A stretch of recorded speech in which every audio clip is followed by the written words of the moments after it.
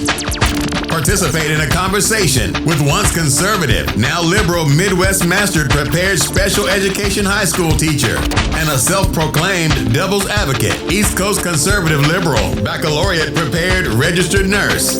These two strangers met, became instant friends, and realized their conversations are candid and epic. So join us weekly, ask us questions, and listen to these profoundly candid friends try to solve the world's problems, one discussion at a time.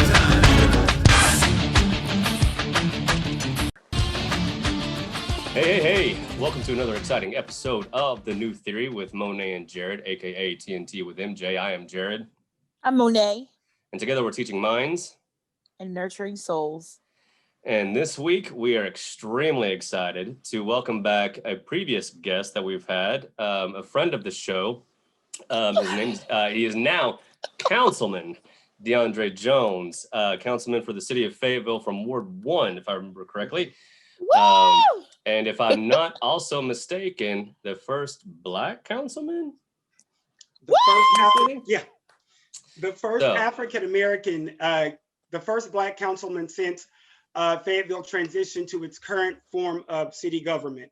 There was a gentleman that was elected in '93 for a year. There was a special election, but since then I have been the first African-American. So basically, yes, the first African-American to be elected in the past, since Fayetteville again has transitioned to who we are now. So thank you. 25 plus years right there. That's 25 plus years. Yes. That's awesome. That's a lifetime. That's somebody's life right there. Not to mention, so that's awesome. Not to mention, it was a runoff election, wasn't it? It was.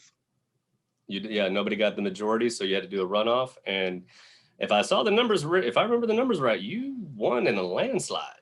I mean, it was no contest. And so, yeah, kudos. That's awesome. Congratulations, sir. That's fantastic. We're very proud of you, proud for you. And we are extremely honored to have you join us this week and taking the time out of your busy schedule, because you just shared with us that you got 2 other meetings after this one. So we won't keep you too long. No, not at all. Not at all. And guys, again, thank you for having me on. Thank you for educating minds and nurturing souls. And I would be remiss if I didn't acknowledge your endorsement throughout my campaign. You guys endorsed me, and it made such a huge difference. It made an impact, and it added to other endorsements. And in politics, every endorsement, like every vote matters, every endorsement matters. And gotcha. So I'm eternally grateful for that. I say that time and time again. And so we won because this is a joint effort. It's true. So it's true. Guys, you share this victory with me. And again, so Amen. I am humbled and grateful. Thank you. Thank you. Well, your platform is like our beacon. Like your stance, your political stance is like what we all want. So that's, why there are elected officials. So first question, right out the gate, DeAndre, shared a little bit with this, just kind of a softball, kind of catch us up. You said, we know that you've won. It was a runoff. I'd like to know more about your experiences during the campaign and whether, maybe if there was more positives than negatives, or the negatives than positives. What, if any, racism did you encounter during your campaign? Because I remember, for those that don't know, obviously there's a lot that don't know, but I'm friends with DeAndre on Facebook, so I'm personally keeping up with his stuff and keeping up with his life, and well, at least what he shares anyway. I'm not a stalker. Anyway, so there's been some stuff that he's shared that I'm taking note of that I might be bringing to the conversation. So I know there are some stories or some things that you've shared on Facebook where you've encountered just overt racism, and so if you would catch us up since the last time we talked, and tell us about your experience during the campaign. Well, I'm very grateful to win. That was a goal. I often say this: you don't have to get all the votes; you just have to get the majority. So we were able to do that. The election was held November 3rd, and I received, I believe it was 41% of the vote. And so, as you mentioned, Jared, none of us got the majority, so there was a runoff. And during the runoff, I received like 72% of the vote. But during that time, you're right, I experienced racism. And it's Ow. interesting. Well, I'll say this. Sorry. Letter from a Birmingham jail. This is Black History Month, right? So tomorrow, Northwest Arkansas will be 36 community leaders and University of Arkansas faculty, staff, and administration will be reading Letter from a Birmingham jail. Dr. King talked about in his letter, of course, it's our moral responsibility to call out injustice. That's and right. In his letter, he also pointed out white moderates and white liberals. And I remember that. White moderates would be the, I forgot how to categorize. The white moderates would be the enemy of that or be the ending of that? Anyway, I'm sorry. I don't mean to interrupt, but he said there was a specific thing he said about white moderates and the danger of that. Well, that's one of the things. Right. So to my experience, the white moderates, my interpretation, of course, is being able to wanting to speak for Black people, not empower Black people, telling Black people what they should do. I mean, they agreed with that. They all agreed that segregation was wrong, right? They agreed. But however, they wanted to tell Dr. King how he should do it. So what they did, they launched a campaign against him, telling, reaching out to newspapers because they agreed with him. So running for city council, locally, my support and from the police department was very similar. There were a group of white people who, I guess, labeled themselves politically progressives. And so they challenged me because of one issue, and that was my involvement or my relationship with the police department. And Jared, you mentioned this earlier, George Floyd, and even before that, there have been examples of police brutality time and time again. You can go back to even further back than Emmett Till. Right, absolutely. Right. So, but as Black people, we know all too well about police brutality. Unfortunately. So we don't need white folks to tell us how we should react to police brutality.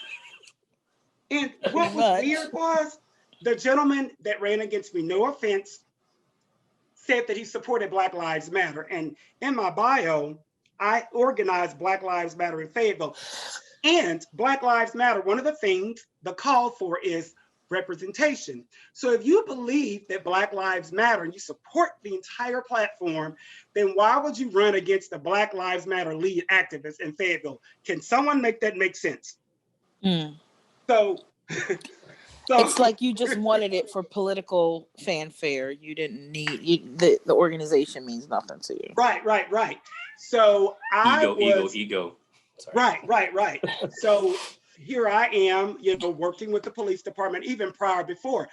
I served on the Civil Service Commission, and I was also Mayor Jordan named me as chairman of his African American Advisory Council. So both of those roles, I worked heavily with the police. And prior to our new chief, Mike Reynolds, there was a big issue in Fayetteville with African Americans being arrested for marijuana more than any other group. So the African American Advisory Council met with Mike and other members of the police department. And within a couple of months, that number decreased significantly.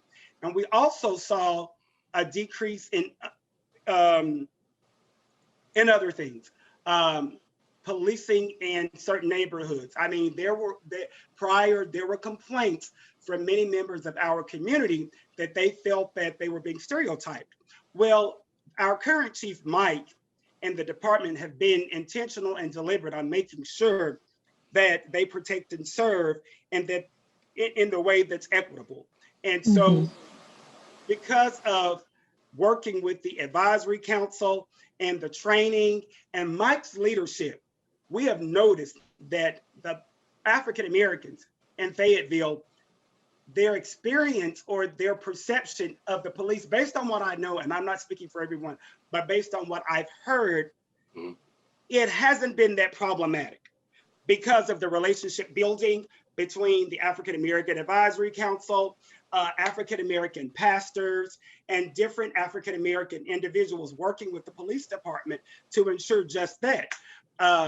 equity, making sure that they are policing in the way that they should.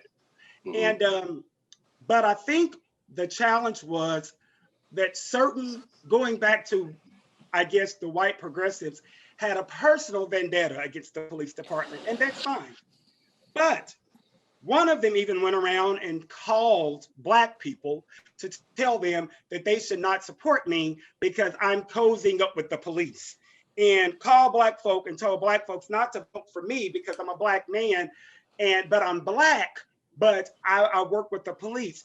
Fortunately, prior to running for city council, I've worked in the Black community for years, uplifting our community. So that didn't fly right. That was an insult to the Black community, particularly the part that I drive a Mercedes. And so then Black I people was are wondering like, if you're going to get to that. yeah, right. So, wait, what the so hell is that? because, and DeAndre drives a Mercedes. So Black folks saying, wait a minute now, Black folks ain't So supposed what? to drive a Mercedes. Yes. So that shows to me, that's a form of white supremacy. And so I ended up in my entire campaign, almost every day, that was the Fayetteville Fraternal Order of Police, their endorsement. I was unapologetic because of the work that I've done, and it was bridge building, and it mattered to the community that had been impacted the most, or that's impacted the most nationally, or on an average basis. Yeah. And my work uh, as a member of the Civil Service Commission and the Mayor's Advisory Council, I also had the pleasure of working with our prosecutors. And so there were various cases where African-American males had been stopped, or even females, they've had complaints and issues. And so we were able to get those issues resolved, including there was a young Black man that was given initially 6 months in jail. And I was able to partner with a local attorney, work with the prosecutor. He was able to get out in 5 to 6 days. So there are tons of stories, tons of examples on how I was able to, as building bridges, make a difference in the lives of a community who have been, disenfranchised, impacted. So that mattered to me. What other people said about what I was doing and how I was doing, it really didn't matter to me. But it frustrated me because they pretended, I'm not going to say pretend, they stated that they were pro-Black, but you have a qualified Black candidate who has put in the work, and you try to shoot him down because of one issue. They even used a misdemeanor charge that I had back in it was in my past. They attempted to disqualify me. An individual who works for who supports law, who's an attorney who does civil rights work, was one of the main ones leading this charge, leading this campaign against me. And yes.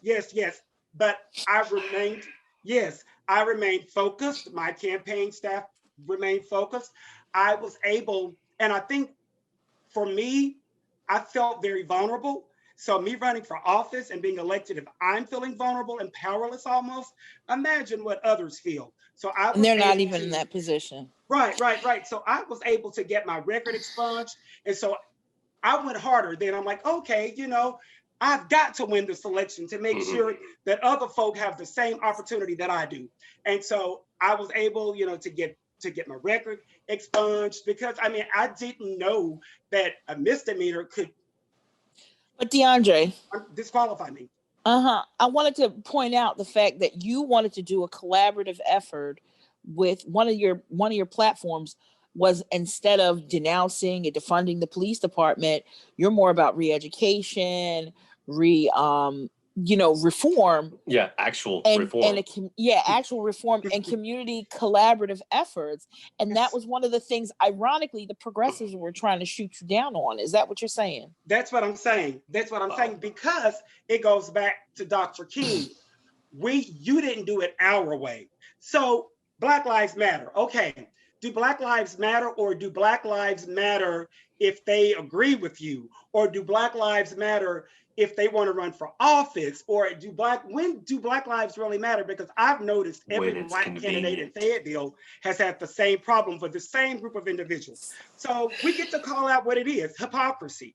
Exactly. I didn't call it out, but the community called it out. They did. But we continued to work and put people over politics, because that's why I was running. I was running to advance people, because politics, y'all know this, when many of us hear the term politics, we get discouraged. Yes. Parts of it. Yeah, kind of check out a little bit. Right. Because we think it sounds like bullshit. That's what it is. Right. Yeah. Absolutely. And the problem with that is politicians appear to be self-serving. They're all about themselves. It's been proven, especially the past administration, that they're only concerned about a certain group, and they're primarily concerned about themselves. So I'm running for public office. It is my responsibility to restore humanity, to restore dignity back into politics. So I did that by doing what I've always done, and that is meeting needs while we campaign. We helped records get expunged. We stuffed the pantries. We worked with the homeless, drives, making sure that they had, coat drives, making sure that they had food. One of the best moments of my campaign. There was a homeless man, and my friend works at Walgreens, and my first fundraiser, it wasn't a fundraiser, a meet and greet. And I had my t-shirts were purple and gray, people over politics. And of course it had my name. This gentleman had a t-shirt, we gave him pizza. He went to Walgreens and he was walking around Walgreens telling everybody, do you know DeAndre Jones? He's a good man. I just left DeAndre Jones. And about a week, 2 days later, I looked across the street and there were 2 or 3 other individuals who appeared homeless wearing my t-shirt. So that was the best marketing. If I didn't that moment there, I'm like, okay, I'm doing something right. And that's people over politics. So he came to my office one night and I wasn't there, and the campaign staff called. And I said, I tell you what, make sure that whatever he needs, make sure we give it to him.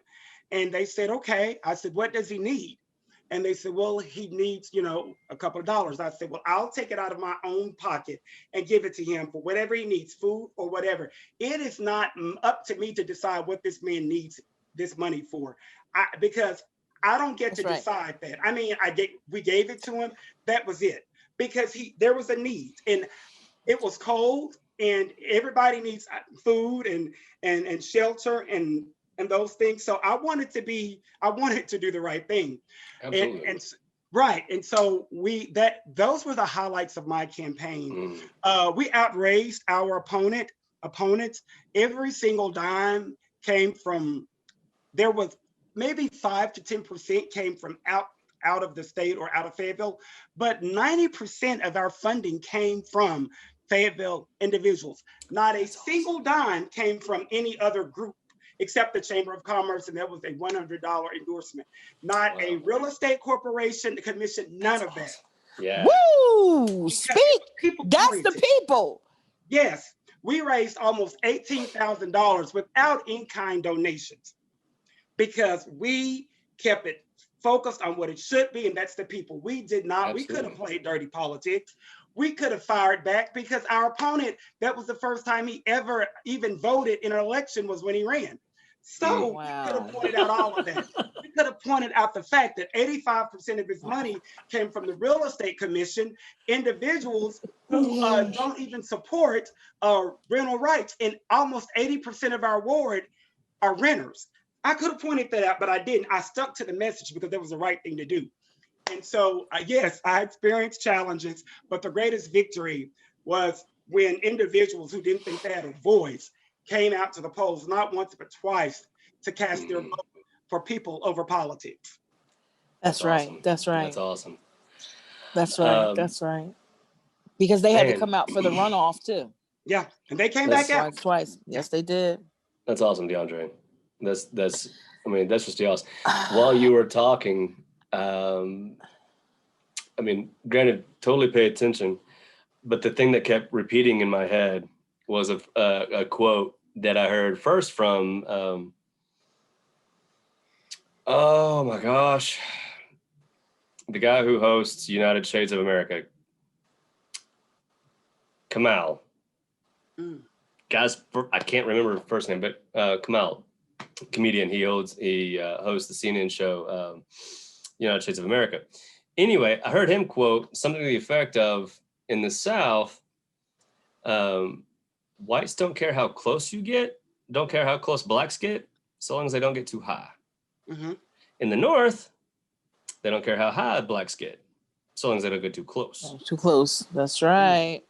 So that was what was going on every time, when you're bringing up some of those stories, like that's just epitomizing what I've already heard. And like, wow, I didn't think it was, but damn. I'm a living example. I'm living proof of that. And one other group, there was a conservative group that they reached out to me. They lived in a certain part of Fayetteville, and it was really interesting. They they sent out questions, and then they referenced, we've heard some of you have had some legal issues. And I spoke to that, and I said, absolutely. I said, I've been very transparent this whole time. And if me growing up in poverty, being a Black man, having some legal issues, almost every Black man that I know that grew up in poverty has experienced that, but I'm able to work through the system and able to all these challenges, able to overcome to serve on the city council. If that doesn't inspire you in a leadership, then I don't know what does. But exactly. I also asked him this question. I said, there is a gentleman that we all know that has a background, right? And she was like, well, yeah. I said, well, he committed a felony, right? She's like, yeah. I said, his record was expunged. I said, so how do you feel about him? Oh, I respect him. Okay, well, what's the difference with me and him? I'll point it out. The difference is age. The difference is nature of the crime, and the difference is race. I'm gonna leave it there. Period. So those moments were teachable moments. I said, if you don't vote for me, you have every right to vote for who you want to. But just know this, I've been transparent, and I've given you everything that I need to tell you. I've shown you what I've gone over my past, and I've been very transparent. And you see my present, not just my resume, but my work, and how all of that is going to impact Fayetteville. And whether or not she voted for me, I don't know. But those opportunities to teach people, not to shut them down, but to say, hey, I hear what you're saying. You have a right to your opinion, but let me tell you about this, because real leaders inspire. Real leaders motivate. There you go. Real leaders That's right. are able to talk about bootstraps. See, when I didn't have any boots, but I was able to come up. I was able to come up through a racist system. So if you talk about creating a Fayetteville for all of us, my perspective must be at the table. My perspective must be voiced. And so I've utilized that. Instead of getting angry, I use that as an opportunity to motivate, inspire, and to teach. And right. I'm unapologetic. My background, I was an open book. I could have denied it and got my record was expunged. Nobody would have seen anything, but I didn't, because there's somebody else who has issues, background issues, may want to run for office, and they may believe, man, I can't because of this. But Councilperson DeAndre Jones ran for city council. He had these issues. He grew up in poverty. He has a seat at the table. Because he did, I can. Whether you're white, Black, anybody, that's a story for all of us to, I think, a story for all of us to support.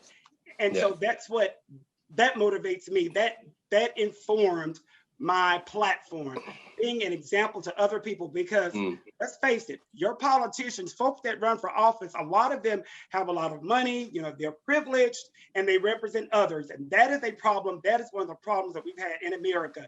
Your elected officials are not relatable. That's right. Because we glorify wealth. We glorify a perceived status, and we think that wealth makes you pure, when the reality is, I'm not saying how you make your money is an impure way. I'm just saying, how are you really utilizing your resources, and how are you allowing for others to come up and put themselves in a comfortable platform? Nobody wants to, I don't need a 15-bedroom house. I just need, I don't want to get back on that topic, because I'll live in a cave. I'll live in a hut if I want. But no, you made the point beautifully last week and the week before. It's just that what do you really need to be comfortable? What do you really need to live in some form of comfort? Not luxury, not excess, but what do you need? You know, like contentment is peace. Exactly. There you go. You know, we can sit here and talk about happiness. That's all like labile. It's all over the place. But contentment is constant, and we want peace. When we talk about the issues facing the African American community, the underserved, the underprivileged, and that's across the spectrum: Black, white, Hispanic, Native, whatever. When we talk about these issues, it's an education. We are imploring people that don't know, and I'm talking all people, because I'm pretty sure there were Black people that was coming for you, DeAndre, and you were like, I'm going to be honest. There were four of us, and there was a gentleman, I'm not sure. I think he was from Kenya. From Kenya. And interesting enough, Monet, and people have asked me that, and I must admit, overall, Black people were very supportive because the work that I put in previously. Because I've always, Jared is aware of this. I've always been a champion. Black Lives Matter, building Black businesses, promoting Black women. So I've always been there supporting the Black community. So I think that because of that, I think that the Black individuals in our ward, which I think our ward is maybe 3 to 5% Black, but from what I understand, 95% of those who came out for me because of the work that I've done. Now, I had, like you said, there was one or two that, they had their own opinion, and that's fine. That's fine. They tried to call me out, but now they're calling me Councilman Jones. We're gonna leave it there. You go. There you go. You can say what you want. Yes. Now you gotta address me as councilman. Right. Wearing that. Do you guys have a lapel pin, or is that just for, like, I don't know. I didn't know if there was a councilman pin or any city council. No, not that I know of. No, they would. Okay, I didn't know if there was any kind of if there was anything just kind of to distinguish to distinguish the council from your average citizen. I don't know. I'm playing devil's advocate with the Senate and the House. You know how they have their lapel pins and stuff, and that's kind of where I was going with that. So I'm sorry. I will say this, guys. We are your average citizens. I said today. Fair enough. I go out in Fayetteville, and almost every time I go out, somebody comes up to me. And I understand that. I'm like, yeah, I am a councilman, but I'm just like you. And I think one of the challenges is when a challenge could that I see when people are in public office, I think sometimes they feel like the public is supposed to serve them. We've been called to serve y'all. We've been called to serve. Wow. Serve. Oh my God, you are teaching the new leaders. We are called, our responsibility is your well-being. You elected me to go to work for you. So if I go to work for you, make this make sense. How am I going to feel that I'm above you and you hired me to work for you by voting for you?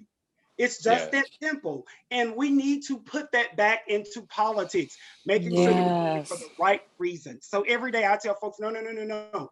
I work for you. I'm your servant leader. I listen to you. We may not always agree, and that's just part of it. But I'm going to treat you with dignity and respect, whether you got a $500,000 home or whether you live in a homeless camp.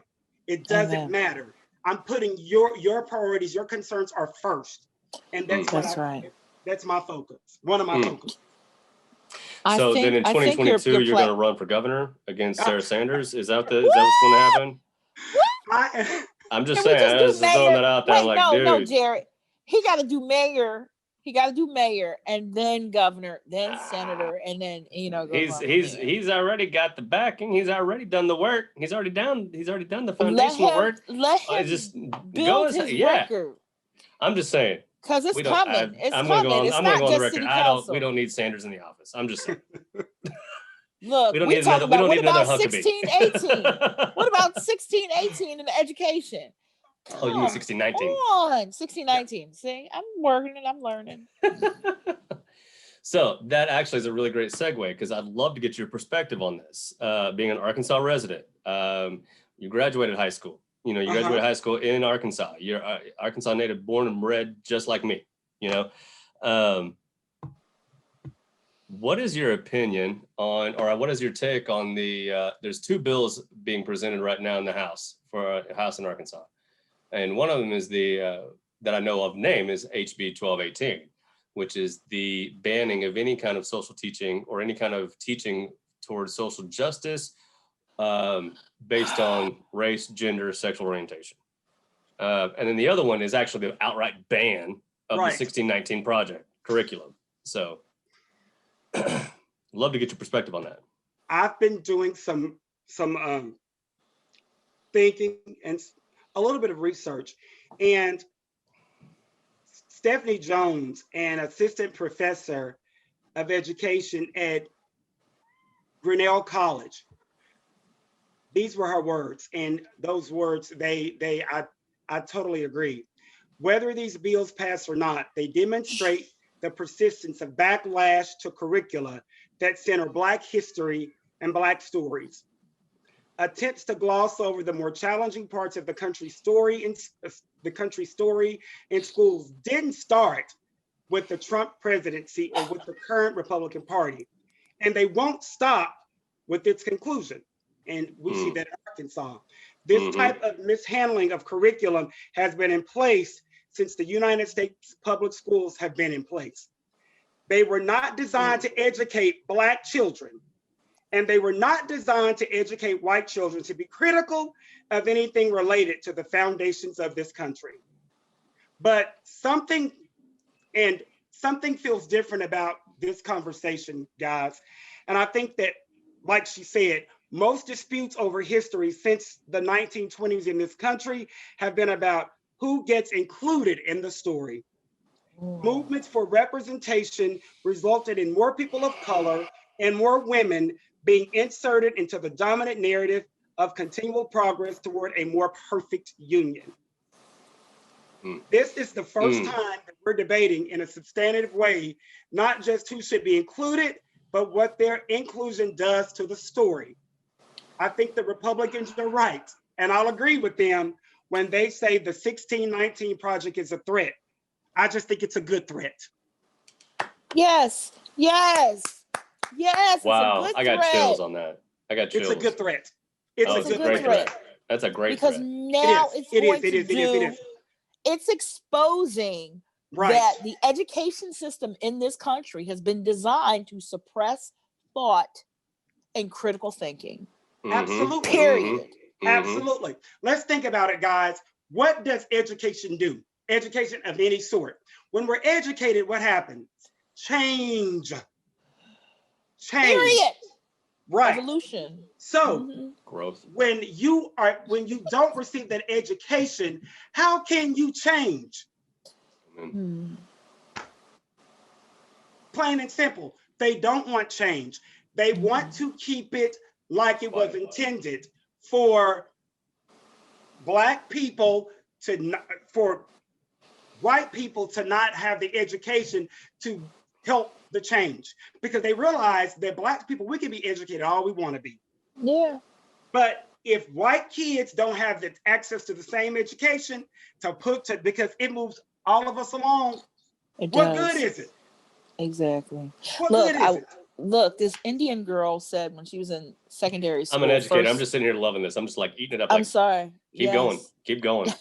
Because you're speaking what I've been wanting to say for a long time. Go ahead. Keep going. But there's an Indian girl living in India, said when she's her first semester secondary school, she was learning every country in the world, what their capital was, where they were located. She said when she got to college in America, she was meeting white people that were proud to know that Africa is not a country, it's a continent. And she was like, wait, hold on. Do you know how many countries are in that continent? You're just content with knowing that it's a continent and not a country? Right. Oh my God. Yeah. How are we competing?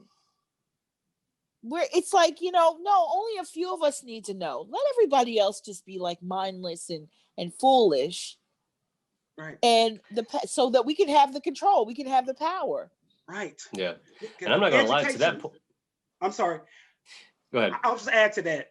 Education liberates us. Jerry, you are an educator. when you teach your children, your students, and your own kids, you empower them with knowledge, and that knowledge liberates them. It liberates them. When they learn more, they do more. When they learn more, they're exposed to more, they become more. Amen. If that makes sense. No, it makes perfect sense. It's true. I totally understand. I mean, I totally understand that. You're totally right. But what are they afraid of? But Monet, to your point, what you just said, I'm not gonna lie. You know, it's only been within the last year that I've been able to actually wrap my head around the fact that there are actually countries in Africa separate, very much like the states in the United States. You know, we got our own little sections, and then they got their own section. And so I'm just like, damn. I'm like, where have I been? No, it's like because our education system. I mean, like, you were tunneled. You were taught tunnel to vision. think tunnel. Tunnel vision. Right. Yep. And saying just that. Just don't focus on nothing else. Yeah. But having this acquired knowledge, having this ability to amass information, and not just, have, I've got this useless information. No. See how it kind of correlates and relates. Oh, yeah. So that you can build a perspective. So that you can, say, hey, okay, I understand that person is coming from a different perspective. I respect them. We're living in a time where the word justice for some people is divisive. Justice is the opposite of divisive. When we teach social justice, that's divisive. Black Lives Matter, that's divisive. Black Lives Matter, simple thing, Black Lives Matter. It didn't say Black Lives Matter more than white lives, or Black Lives Matter more than anything else. It's just simply, I see three words. I don't know about y'all, but I see Black Lives Matter. That's it. And period. So what about Black Lives Matter? I say this. Let's ask ourselves, why Black Lives Matter? Why does it trigger folk? It only triggers you if you don't think that they matter. Period. That's it. Let's just be real about it. You trigger because you don't think that they matter. Because if you said Black Lives Matter, if someone said that to a person who was triggered by it, I'm thinking in my mind, you are so upset. Why are you so upset? Because do they matter to you? It's just matter. It's it. But that's become divisive because because we don't want to think about it. And we don't want to think about things that impact us or things that we don't think that impacts us. And I think that the longer we think about it, the more we realize that it does impact us. And when it's impacting us, we got to do something about that. We got to do something about that. When we're presented with evidence, what do we do with it? Do we just sit on it? We either destroy it or we do what? We do the right thing. But so if I allow it to sit long enough, it's going to have some type of impact on me, which means I got to do something. So either the true me will come out and I'll, hold it, I'll suppress it, or I'll say, you know what, I'm going to use my common sense and I've got to be a better ally. I've got to acknowledge that there's a problem with race in America. And what can I do to make a difference? Because it does impact me. And I think that's where we are. Amen. But that requires that's anytime and Jared, I'm going to say this. Oh, bring it. Being a white person. I say this to my students. We're asking white people to give up, Monet, we've asked white people to give up their privilege, right? To address their privilege. Now think about it. Right. So privilege means, for me, something that I got that I didn't earn it. But I benefit from it. I benefit from having more money than you. I benefit from being able to get a loan, able to get a house, able to get a job. I benefit from all of this. So you're asking me, even though I believe that Black Lives Matter, but you're asking me to visit giving this up? And then I get to say, well, I didn't have anything to do with it. My grandparents, it's generationally. Why should I have to give this up? You just said Black Lives Matter. So that's where we come to let's pump our brakes. What is this really about? Because the conversation around privilege. There are some white folks out there that can say, "Oh, Black Lives Matter." I have a Black grandchild, I have a Black friend. Oh my God! Right. I can't tell you how many times. Okay, Oh, well, you're privileged. sorry, I cringe and I laugh every time at this point where I'm hearing that. I'm like, oh So my here God, I am. you're just stop. Here I Yeah, am. right. We don't want to Okay, hear nothing else you got to say. I get that, but Black Lives Matters, but all right, we're done. let's have a real Sorry, DeAndre. conversation. I'm sorry, man. You know that when we analyze Black Lives Matter, why do we have to say that? I'll show you why. Economically, educationally, health disparities, even with COVID.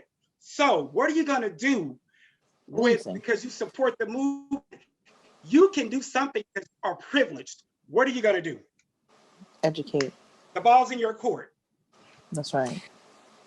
I almost took that as a challenge. So I'm like, okay, let me respond to that. Oh my God. I hope this makes sense to y'all. Oh no, it makes perfect sense. No, it makes actually perfect does. sense. Yeah, no, totally makes perfect sense. How do you? But it's a constant education, though. Just like when we're talking about Martin Luther King's letter from the Birmingham prison jail. It's repetitive. Yes, those listeners that listen to us faithfully, they're like, we've heard this a million times. We're still trying to reach people that have heard it, and still it's like bing, bing. No, it's like how do you educate? Ding, ding, Yes. ding, ding, ding. Look, I mean, we're coming from a psychological perspective. We're coming from an intellectual perspective. We're trying to teach you, how do you become an ally? If you're really a Black Lives Matter advocate, it's not how many Black people you have in proximity. It's about, hey, you know what? I see this disparity. I see how on January the 6th, those people got away with literal murder. Yeah. One of them is released right now for a Mexican vacation.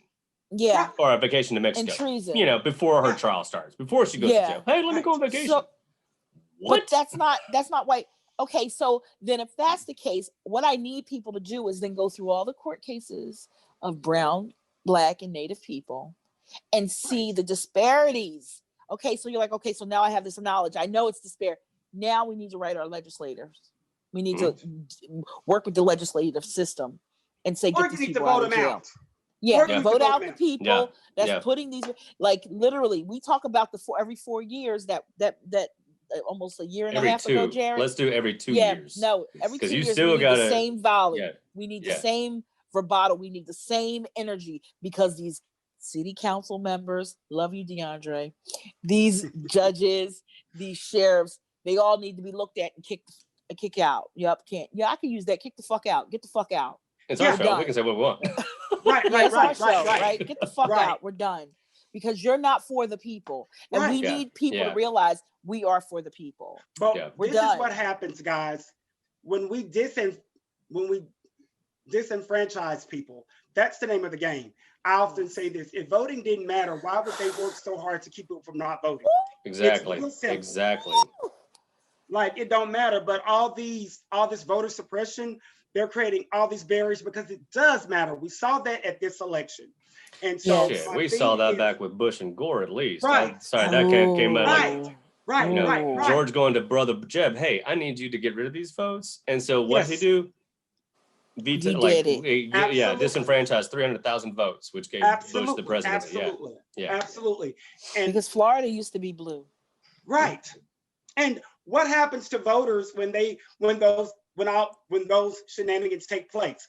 They feel hopeless. And that's what this whole goal is, to get you uninspired, hopeless, accepting it is what it is. And when you accept things for what they are, you become disengaged. That means you don't vote, you don't care. You just work on surviving. And you stay in your place of surviving, because if you get out of place of surviving, then you may not survive. And that's how I see it. To get you distracted on change. I remember growing up, and I remember my grandfather, who was a Baptist preacher, and I would ask him, I said, Granddaddy, why did the slave owners why did the Black preachers not talk about slavery during slavery? And he said, because the slave owners told them that they need to talk about being free in heaven. That once they're in heaven, they'll no longer be slaves. The works on earth, yes, will prepare you for your yes, glory in heaven. Right. Ah. And the due diligence and being and Yes. like, don't Yes. even get me started. And because of survival purposes, because we wanted to survive, we'll fall for that, because survival is the name of the game. We cannot believe something, but yet and still accept it because we want to survive. We want to survive. It's about survival, and they hold the key to our survival. They hold the key. That is what happened on January 6th, because it was about when Black folks voted like that, when Black folks voted, because it was shift of power. Black folks voted, we got to stop this. This is not America, because Black folks are voting. So what happens? They go and wreak havoc at the U.S. Capitol. It's because Black folks voted. It's because how dare you Black folks voted, because Trump is supposed to stay in office, because Trump is supposed to do what he was elected to do, and that's put any non-white person in their place. If you're a liberal, he's got a place for you. If you're Black, he's got a place for you. And that place is not in leadership. It is to be suppressed. And it didn't happen, and they're angry. And you even had preachers, Black and white, who benefit, again, from privilege, financially, I believe. And so they did everything that they could to keep Trump in power, because even they benefit from it. See, greed has no race. Greed has no color, has no gender. So in the name of greed, that's what you get. And so, but the democracy spoke, and folks with good sense spoke. Jared, what's the time on what we got here? I was about to say, we still got to, I mean, if we want to go for the full hour, because we got a guest, totally down with that. We got about 10 minutes, but we're a few minutes over if we're going to stick to our 45, 50, whatever. But I'm digging the conversation. So I know we love you, DeAndre. And plus I want to keep you on track for your 7 o'clock.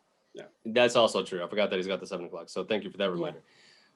So real quick, you actually kind of blew my mind just now, DeAndre, because I'm sitting here thinking and hearing all those, well, I'm just going to call it what they are, white supremacists and insurrectionists and politicians.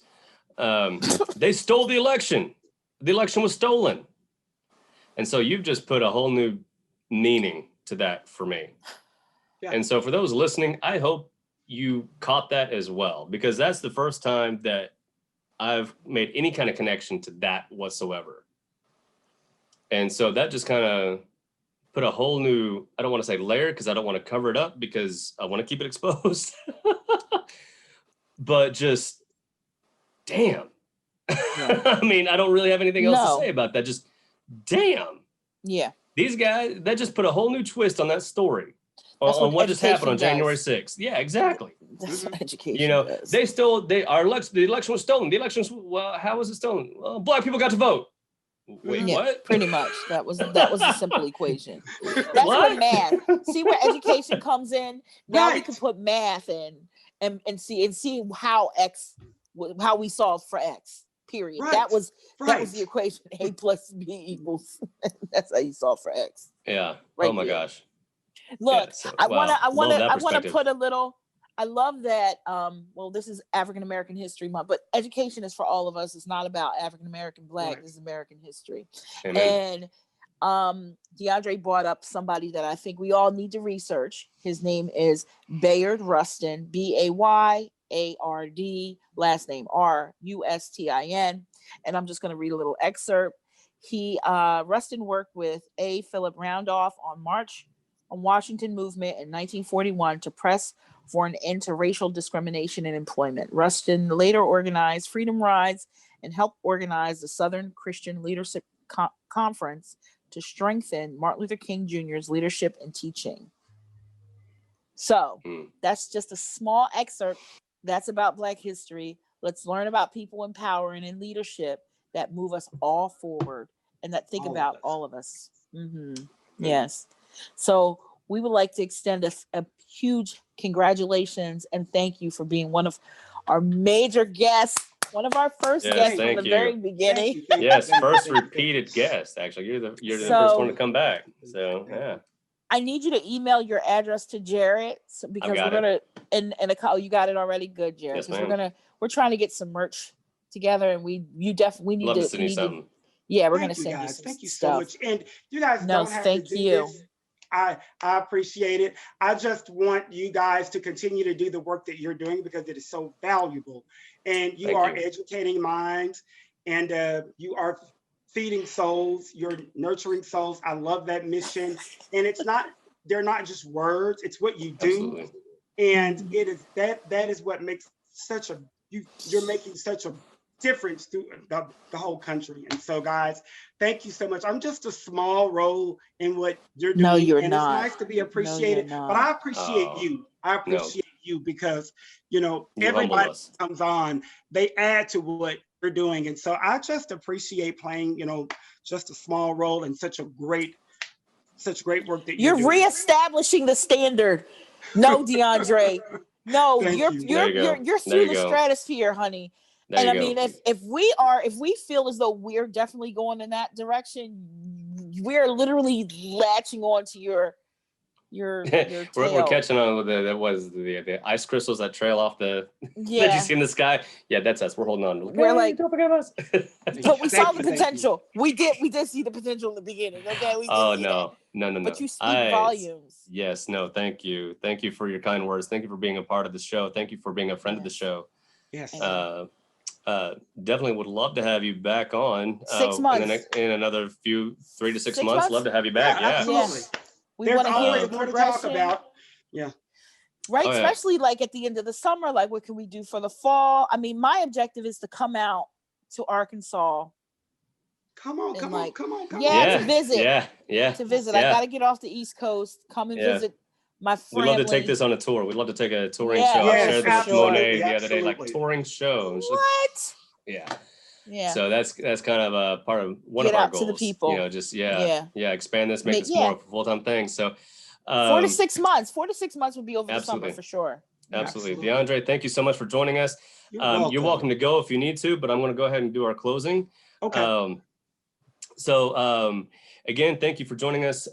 We hope you enjoyed the conversation. We absolutely love and enjoy, and we're honored and privileged to have DeAndre join us and take time out of his busy schedule to come talk to us and give us some education, give us some perspective. Blew my mind just a few minutes ago. So, not that was a standard, just saying, throwing that out there. Anyway, thank you. Y'all got it. Anyway. So if you like the show, come join us on Facebook, like our page, TNT with MJ. You can find us on Twitter. You can find us on YouTube. The New Theory with Monet and Jared, or TNT with MJ, or a combination thereof. Sometimes I just had to, anyway, gotta love algorithms. We're gonna figure it out. And then you can find us on anywhere you pretty much find your podcast, which is, Spotify, iTunes. We're not on iTunes. No. It's all right. We're also now on Patreon. So if you are a fan of the show, you like the show, we would love to get your financial support because we are wanting to make this into a more full-time thing. We are wanting to pour more energy and time into this to give you listeners, you faithful listeners, and even more so potential listeners, a quality product, a more quality product. Educate. I mean, our objective is to bridge the gap. Absolutely. And some, it takes a little bit of, little bit of pocket money, but so we would love to have that support. No obligation, just saying.